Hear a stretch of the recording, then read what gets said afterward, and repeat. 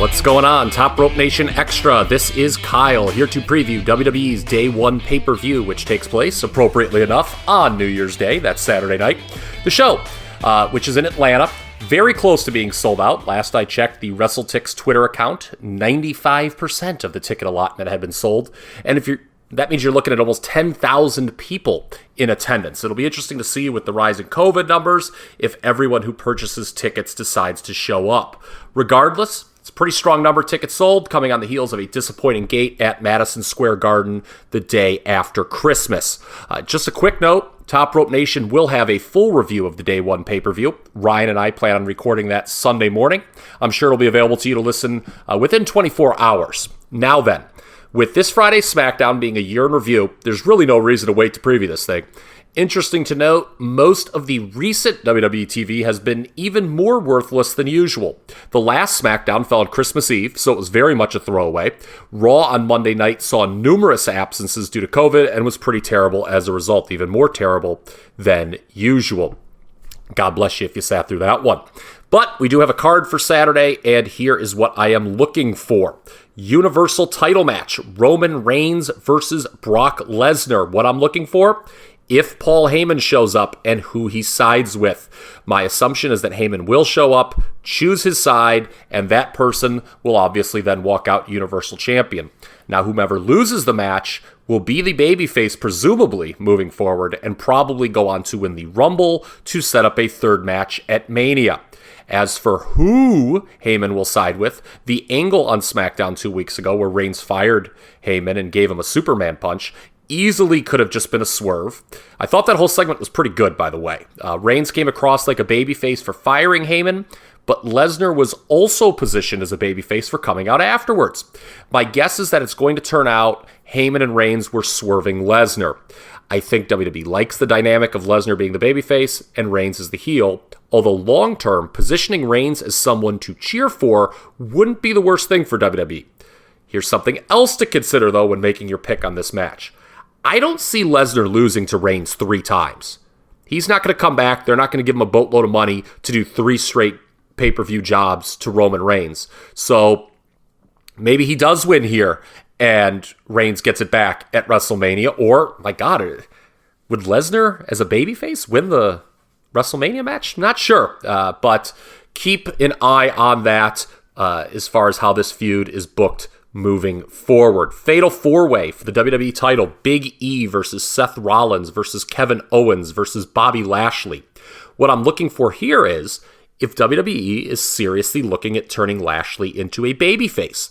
The portrayal 2 Mondays ago certainly made it seem that they were considering a babyface turn for Lashley, but that also could have been a situation where they simply wanted 2 babyfaces and 2 heels for one tag team main event. Let's also not forget the show-long portrayal of Lashley back in February. Do you remember this? When he won the title on Raw from The Miz, he came across as a total babyface that night in that scenario, and then essentially went right back to being a heel. Whether Lashley is going to be a face or heel, I think the key thing to note is if he continues to be generally portrayed as a stronger act than the WWE champion, Big E. As for who wins on Saturday, I do not see a title change in a 4-way. These type of matches essentially guarantee non-committal booking. That's why they do them. They don't want to have to commit to a direction just yet. Before he re-signed with the company, I would have assumed Kevin Owens was a lock to take the fall here, but now that honor may go to Rollins, which would be hilarious since he was the one who won the original number 1 contenders match back in October. Rollins is essentially the same character as he was back in 2015, so who really cares? Should note, Raw certainly made it seem like all 4 guys would still be in this match, even though Rollins has publicly announced he tested positive for COVID-19. If anyone has to drop out, I could see Austin Theory being used as a replacement, if they even choose to go the replacement route for this match. Edge and Miz, what I'm looking for here. If this program is one and done, or do they stretch it out to do a mixed tag with the wives? There's been enough wife talk in the build to lead me to believe that we will be getting a Beth Phoenix appearance at some point.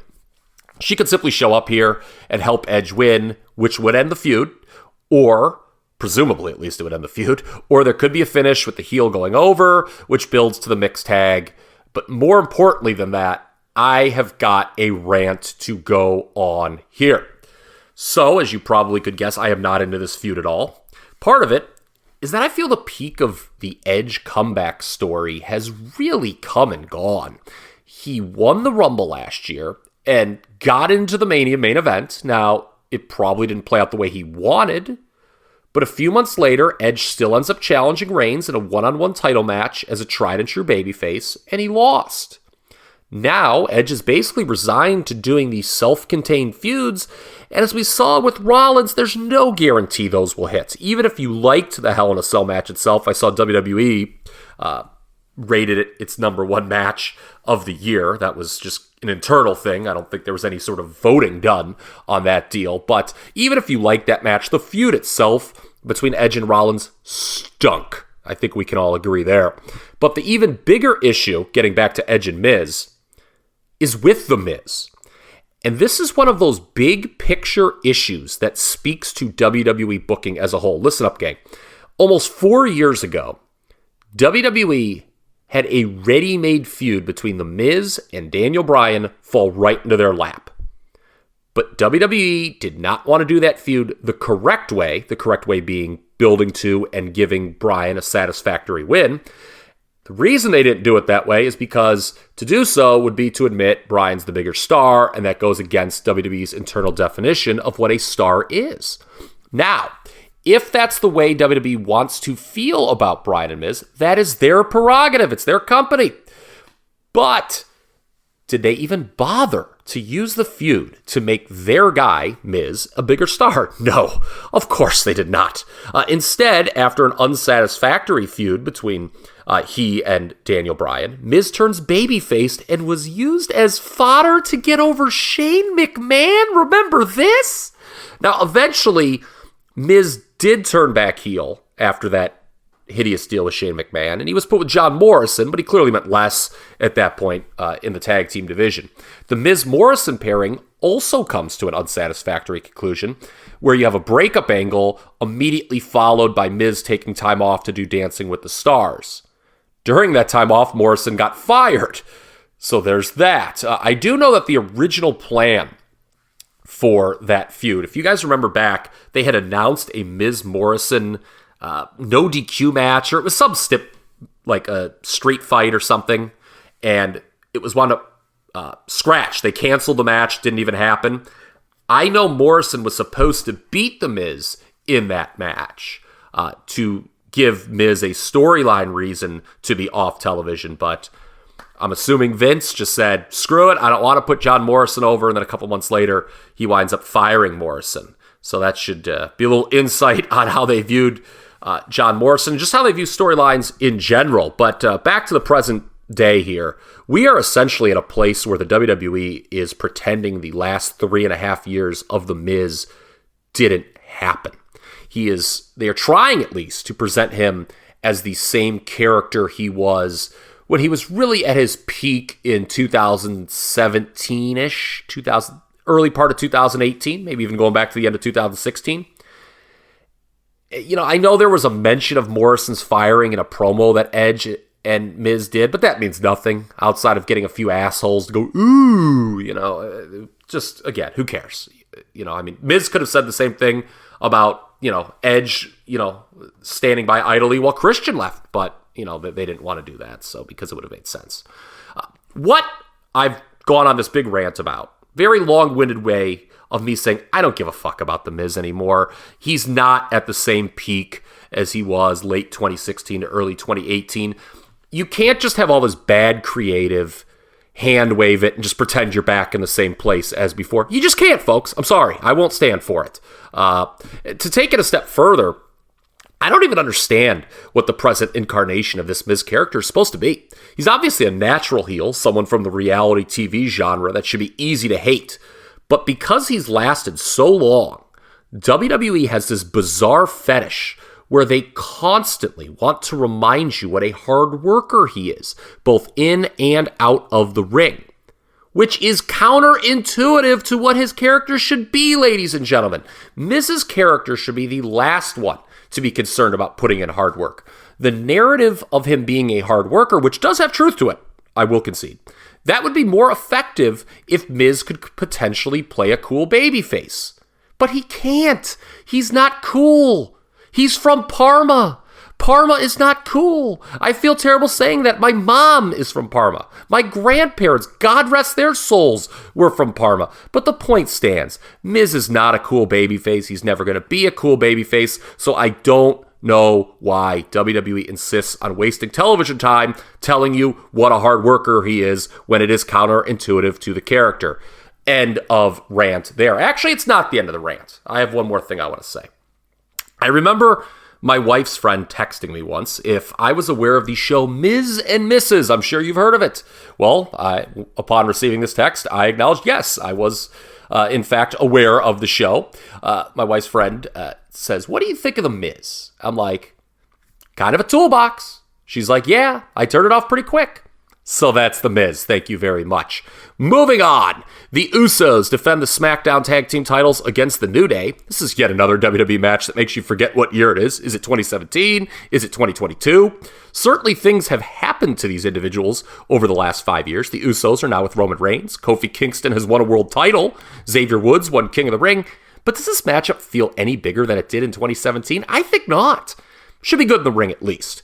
Rest of the card, less said about Becky Lynch versus Liv Morgan, the better. I'm not sure what's worse.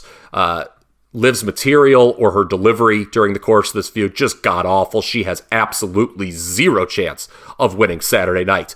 I thought I had seen an Intercontinental title match announced for day one. Shinsuke Nakamura, who has had a completely useless reign, should be dropping his belt sometime soon to Sami Zayn, who's done good work on TV recently. But over at Wikipedia.com, there is no Nakamura-Zayn match listed. I thought I had seen several sites report that had been added to the show. Zayn won a gauntlet on the last SmackDown to earn the number one contender spot to the IC title. It's kind of sad that Nakamura and Zayn, whether or not this match takes place at the pay-per-view, is not even considered pay-per-view worthy at this point. Possibly, they delivered the WWE match of the year in 2016. And now they might not even be worthy of getting on a pay-per-view. Sad. If and when Zayn wins the IC title, that should put to rest whether or not he's re-signed. I do expect him to win the IC title again. Snorske has just been brutal as the Intercontinental Champion, a completely worthless run. And I think Zayn's re-signed based on him getting so much TV time recently and getting to work with Lesnar. A match that was definitely added to the pay-per-view is RK Bro against the Street Profits. Two solid babyface teams that are over despite bad comedy. To me, WWE is not going to take the titles off RK Bro until they're ready to break them up. But I'm also not sure what becomes of the Street Profits if they are to lose here. I guess, RK Bro could win on Saturday, and then they break up down the line, and that's when the Street Profits gets the title. That would be very WWE-ish, have the team lose and then just win a rematch that happens for God knows what reason. Street Profits probably should be the next champs, whether it is Saturday or sometime down the line.